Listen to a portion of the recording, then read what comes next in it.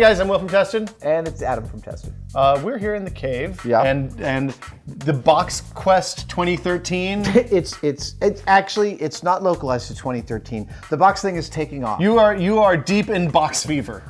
But it turns out I've always been deep in box So you're fever. saying you've loved boxes for a long time.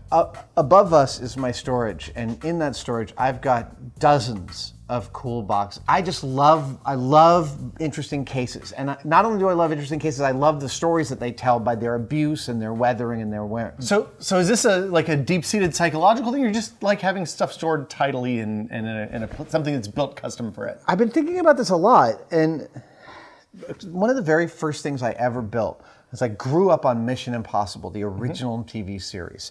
And I remember being like 7 or 8 years old and my dad giving me this briefcase, this half-size briefcase.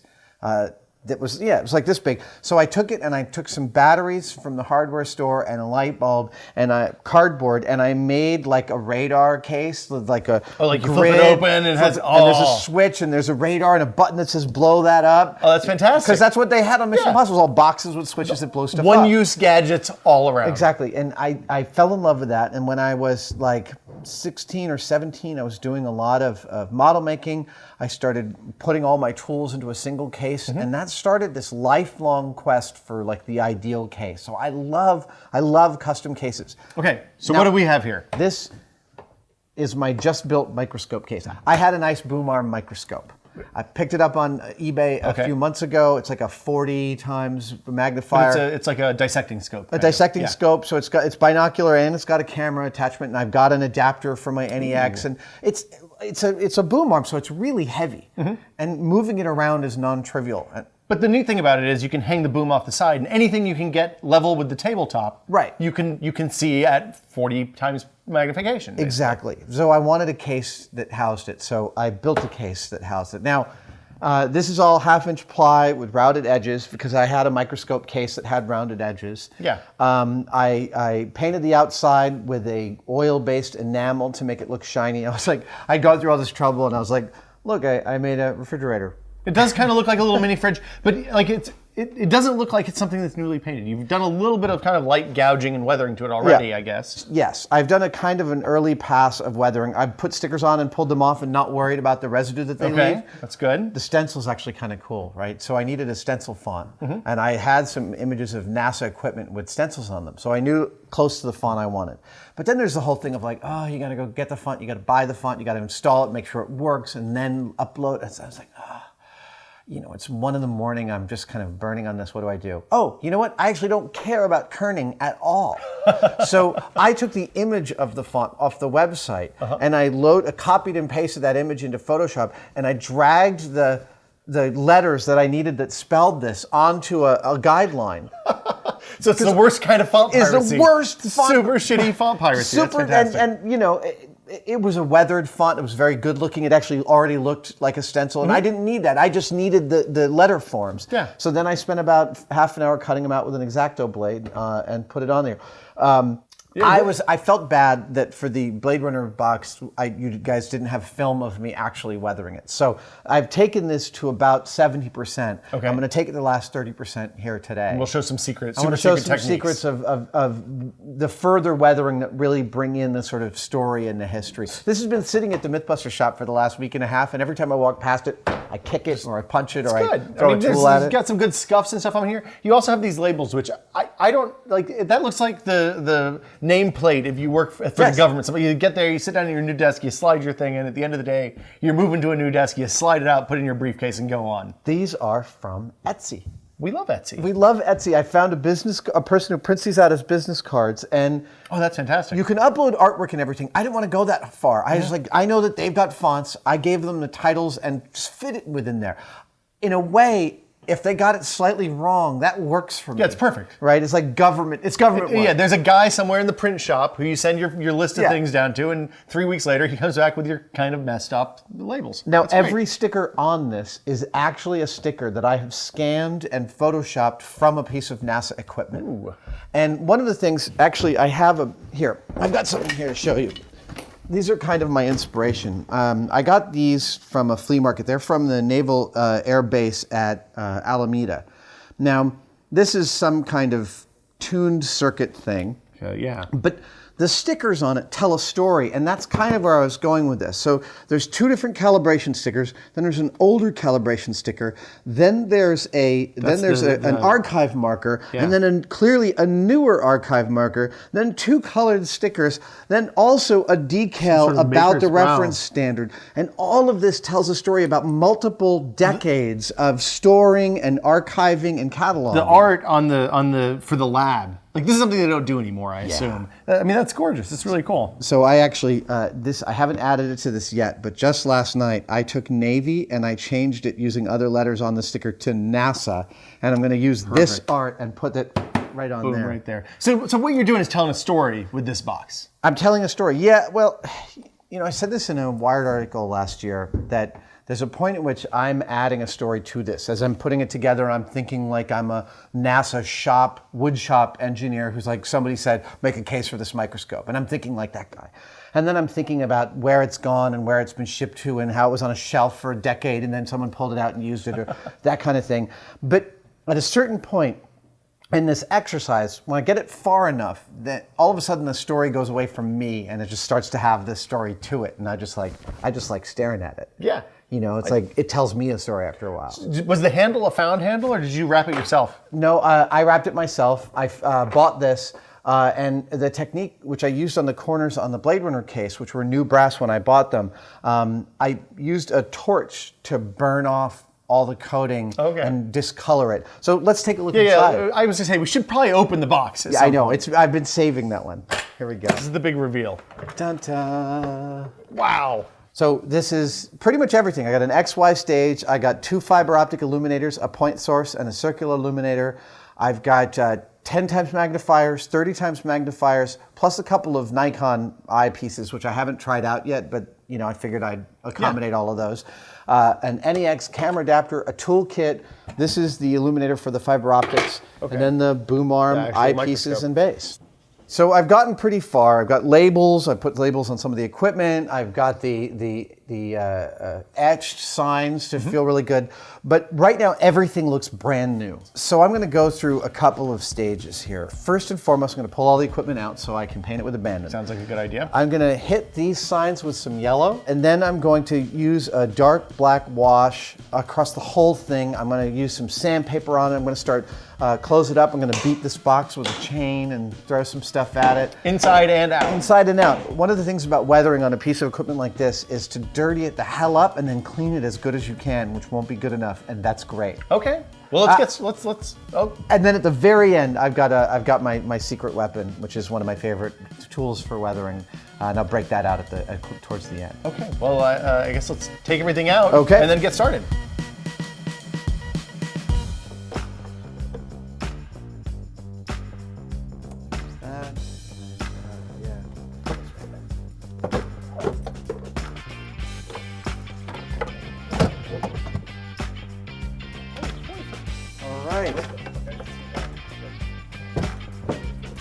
There we go.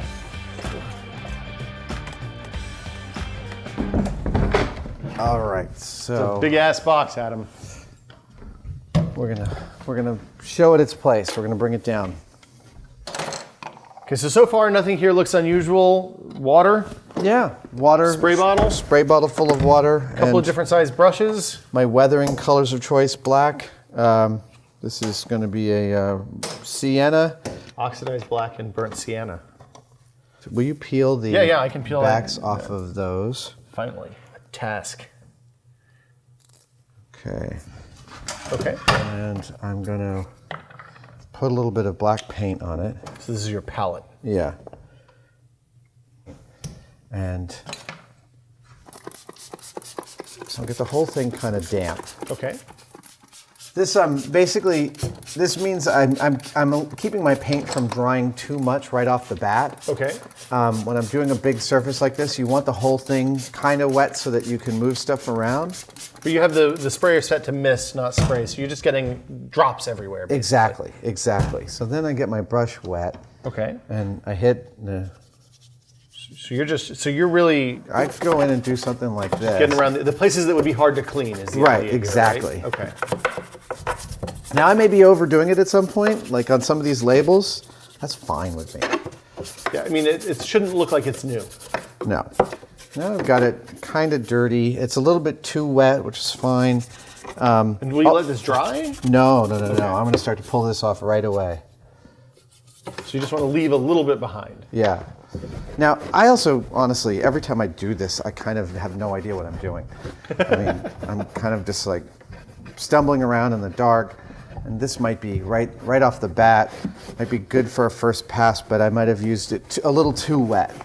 Okay. So let's see how we Then do. you come back again and do a little bit drier the next time? Maybe Yeah. just water on the brush or just spray, Yeah, well, but not both? Also a way to kind of see where I'm going with it. Okay. Like, all right, so now I have a kind of a feel for it, so I could go in and kind of. I also, I hit this whole thing with a clear coat before I started. So it's beating a little bit. So it is happening, beating looks a like. lot, and it's actually becoming quite easy to clean. So how do I counteract that? Little sandpaper, hold on. Okay, we can sand it down some, yeah, roughen it up.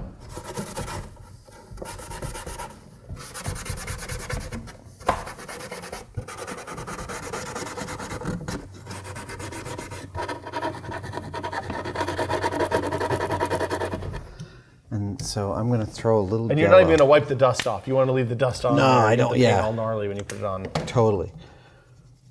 So let's see. You didn't clean the brush, nothing. This is serious business. Well, let's throw a little yellow in there. Pull it back off, and already, Yeah. right? So very quickly, it's like that. Now I've got a little more of a view on the thing. A couple of passes of that. A couple of passes of that, and then all of a sudden, Just by wiping it with the rag, you're going to get the stuff off the black part, but not so much the yellow part, right? yeah, exactly. Or the white, what was previously the white part. Yeah. Also, I'll bring these signs down a little bit and kind of like let them stay a little dirty. Now, do you ever use just like a rag or something like, or sponge or something like that for this, or is it? Yeah, it Brush all seems to be depends. easier. Whatever's nearby. I really like these chip brushes. I use them for almost everything. I buy them by the case. Mm-hmm. And they're just a normal bristle brush, right? Yeah, but they're about 40 cents a piece. Yeah. So I have no qualms about using them for a one-time use and then sending them packing. Now the other trick is that humans are really bad at randomizing. We tend to make things too regular. Okay. And you like, oh, I want to make it dirty all the way around, but it's not. There's actually almost always going to be like a dirtier spot like that. Yeah, the part inside the hinge is going to be harder to clean than the part Right. outside of the hinge. And it may be that just someone cared less about it. So one of the key things about weathering is to localize it to certain places. And then who knows why it's localized to something specific. Maybe But not localize too much. Because Right. then if you localize too much, you have another pattern. Exactly. All right, so pull this back out. Oh, that used to be such pretty white, Adam. Okay. So the door is the easy part. It's kind of now it's telling me about where. All right. So you're going to use the door to inform what happens on the inside, or? Yeah, just to kind of help me understand what kind of weathering I need to do. All right, let's get some. So now you're kind of making a browny yellow there. Yeah, and Gray this I yellow. love this color. This color is like I'm very happy with the ochre with the black. It's feeling like a good color. Let's get something in there and pull it back out. The other thing that the weathering does is it tends to call out details for you. It tends to make things more apparent. So you can take a line and you can all of a sudden see it better because you've hit it with a dark wash. Well, the thing I've found over the years is it's much easier to make something that looks good and old and used than it is to make something that looks good and brand new. Yeah, it can be very difficult. I remember a guy who had a shop near me who was like, "We should get together and we should build some lampshades." And I was like, "You would kill me. You'd hate the that kind is of a work really that I do. specific thing you want to do do." lampshades? They got to be perfect, and Yeah. that's not the kind of work I can do." Now, at the same time, actually, I mean, one of the things that I was good at ILM was the hard edge model making, where it really does have to be tight and perfect, and I love that kind of model making too. And that's where, when you say hard edge, that's mean where you plot it all out to a specific level and then... Well, no, it's just something like a spaceship or a car as opposed to a being or a creature. let's say. So, okay, so weathering the edges and stuff like that. Do you ever do fake dust and that kind of stuff? Oh yeah, absolutely. Fake dust is a really common thing. It's actually Oh, convenient. this stuff, Fuller's Earth. That looks like you cleaned out your vacuum cleaner. Yeah, well, Fuller's Earth is this fine powder, and you can get it all over stuff. You can hit it with a little water. It tends to make things muddy. It's how they dust like clothes and hats. When you ever see someone blow off a book. So what is it for usually? Is it just a prop thing? It's a classic film weathering technique. Yeah. Interesting. Anyway, yeah, you'll often hit stuff with it at the end of a process to kind of bring it all together. Get the big fake layers of dust on the top or whatever.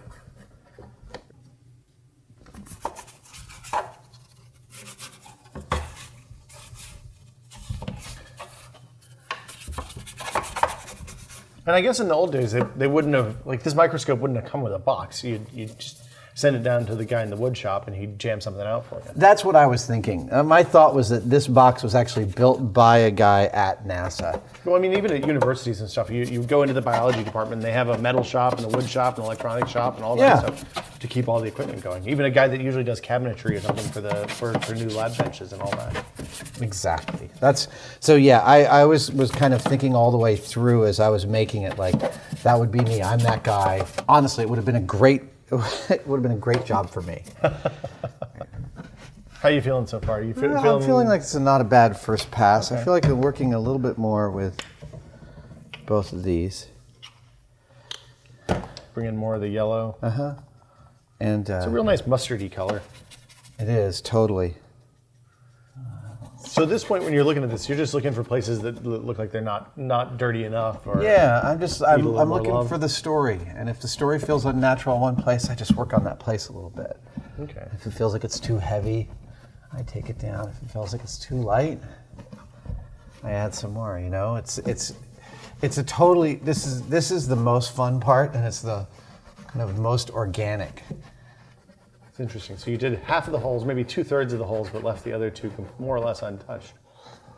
And it's this big surface that's going to be the hard part, to make it not look streaky and not the wrong amount of dirty. Or blotchy. In the back, it's not so hard because you've got good shadows back I got there good too. shadows back there, exactly. And here, there's potential for it to look overly artificial. You almost need to build a little robot that'll just put those tools in and out a few thousand times in a 2-day period. And where?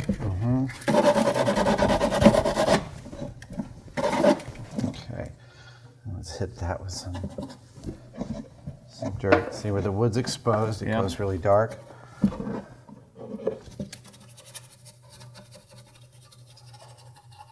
And that is just much too clean.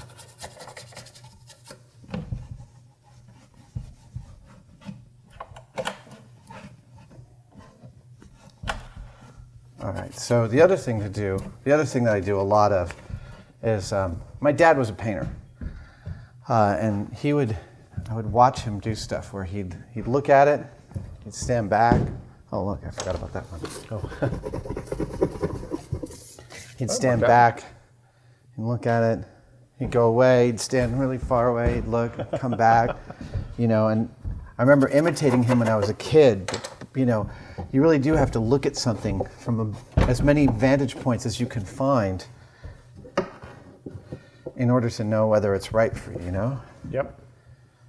All right, so let's leave the inside for now. Okay.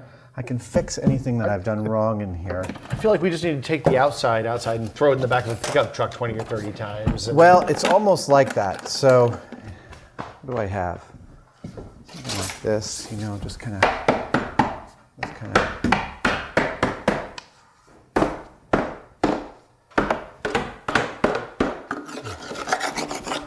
Into the university professor's car. Oh, the sticker there. This is totally. Oh. All right, that's enough of that piece. Let's try something rounder. Like an old pool cue. Here we go. Yeah.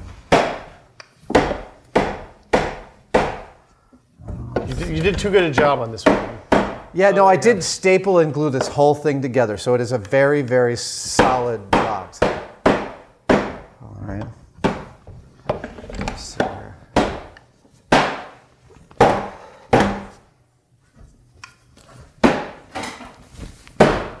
sorry, Will. No, I'm good. All right, now I hope I have some. You need a bike chain or something. Yeah, see, it leaves a real nice mark. Yeah, but I don't want to get it to. It's such a regular mark. Yeah. What we're doing is we're also creating. Look right here. Yeah, that's pretty good. We're creating a kind of a. See, now your inclination also is to be really regular about it, and the trick is not to get too regular about it. And we're making marks that that their weathering will find later when we start to put it in. Okay, so you're doing this before the painting with real specific intent.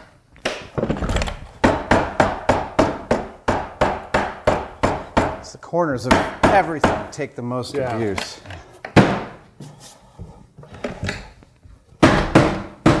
Right. These things are hard to wear because they such a good shape. We'll try that. It's looking pretty beat up. Yeah, it's looking kind of beat up. So we'll do the same thing. Hit it with a little bit of a black wash. Okay. Oh, whoa. I clear coated the stickers too so that I wouldn't harm them when I started to do this stuff. And I do all my sticker printing on using full sheet shipping labels. Okay. And a laser printer. And you do the laser printer so that this is not a water-based ink, it stays on. Exactly, because the inkjet is notoriously water soluble. Yeah. And thus everything runs when you try to weather it. So you still have a fair amount of water on here, and the enamel looks like it's beating up pretty well until you have the paint on relatively. It is, but it's going to go into. Oh, there you go. See this? Yeah. It's everything that I've done to hurt it is going to retain the paint. So you wipe off the smooth spots and under the fittings and all that stays. That's cool. Yeah. All of a sudden, now I can start to clean it, and I'll do well, you'll see the second wash. We'll just do this side now for now. So pull this back down. Oh yeah, look at the edges here. The corners have gotten all nice and See, all of a sudden now the corners are coming into some life because the abuse and the dirt have started to meet. And it's easier to do it this way than to actually get real dirt and try to, Well, I've done that. I mean, and honestly, when I have something like this, I put it in my car and I won't be shy about it. Okay. Just Just when you go someplace dusty, take it out, roll it around a little bit, or just leave it in there and let it things age. happen or let it sit in the shop for a while. Okay, so now we've got a single pass of black with a little bit of ochre. One of the things about weathering is the layering of the color is often like just one of the most key things, like adding a layer. And more color is more dynamism, because real weathering is not just a single color. It's not just a single color of dirt. So this is your burnt sienna. So you add in a little bit of the sienna, and it's already, my brush already has all sorts of other crap on it. And I get some straight sienna on here, hit it right there, and when I start to pull this off, all of a sudden, now I've got just like... It looks like a little red just clay. a little bit of warm, Yeah. And it's that kind of thing.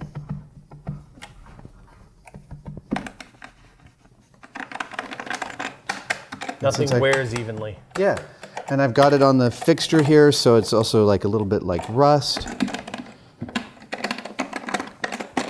This fixture's pretty filthy. So let's get some in there. I got to think this guy's going to pick up a lot of paint. Oh yeah, and I may leave, well, I don't know.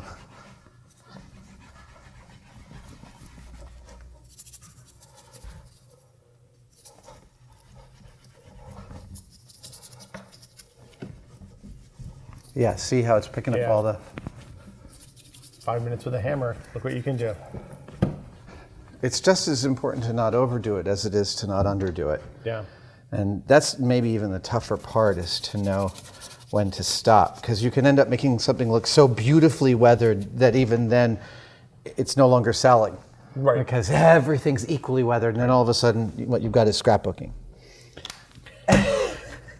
Not that we have anything against scrapbooking. I am not denigrating scrapbooking at all. I'm only saying it's a very specific aesthetic where everything is very similarly weathered. And in real life, the weathering is more differential and less regular.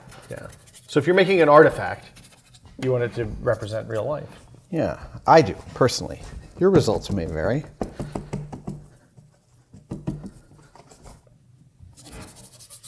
I'm just doing that first pass to get it all into all the places I beat it up. Okay. And then I bring it down. All right, so my secret weapon. The secret weapon.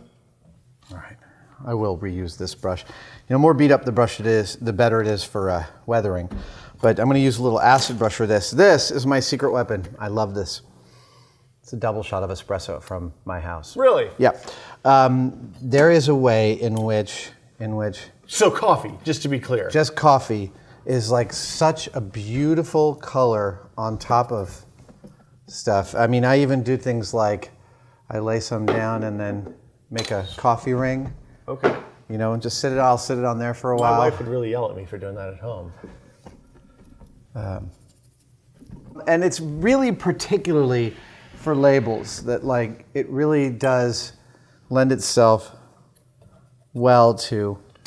Now, there's a particular kind of espresso used for this, or will any do, or you I am just using a nice... currently using Ritual Coffee's Sweet Tooth Espresso. Oh, I love the sweet tooth. It is there you go. Look at that beautiful that's ring great. up there. Yeah. See that? Some character. All right, so let's get some coffee on. Ah, there we go. Get some coffee on that. Looks great and it smells good too. And coffee's just one of these. It's just one of these colors that I love. I know I could probably do this with paint, but if all you had was coffee to weather with, that would be enough. Yeah, well, I mean, you can do just the grounds too. If you get white grounds, you can do all sorts of neat stuff with them. Totally. So I do some of that. The NASA sticker's getting pretty beat up. Yeah. Maybe Now, see that right there? What I ended up with is frickin' perfect. That's exactly what you were looking for. That is exactly what I was looking And for. it happened because you were scooching it around. And on and the cup purpose, was, leaving the thing up there. So now I go in and, you know, I'm going to add a little bit of some coffee weathering inside.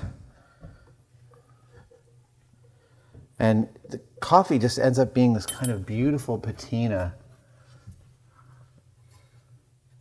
And again, I know that there are real scenic painters watching this going, why didn't you just do that with the... And you're totally right. That's why I'm not a real scenic painter.